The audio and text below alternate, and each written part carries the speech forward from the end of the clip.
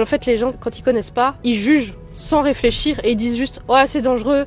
Je suis atteinte d'un handicap de naissance, l'arthrogrypose, ça grippe les articulations. Moi, je suis touchée au niveau des épaules, les coudes, les poignets. Je peux les bouger un tout petit peu, mais je vais pas avoir beaucoup plus de mobilisation que ça. Je m'adapte moi en fonction de l'objet. Là, c'est plat, donc je vais pouvoir l'attraper facilement comme ça. Comme je peux pas monter le bras jusqu'à ma tête, c'est ma tête qui descend.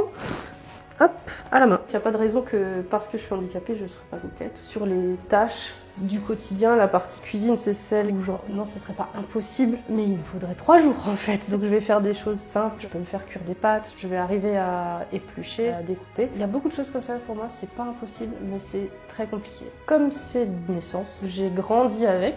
Je ne connais rien d'autre, donc en fait pour moi c'est des choses naturelles, je me pose pas de questions. En fait quand je dessine, je me mets dans ma bulle. Je vais pas m'empêcher de faire des choses à cause de mon handicap, on va dire ça comme ça. Ma voiture elle est adaptée pour la conduite au pied. Voilà, je vais vous montrer ça. Pour la ceinture, elle est accrochée directement dans le montant de la porte. Et là du coup, hop, je peux tourner le volant. Hop, on met le clignotant à l'intérieur.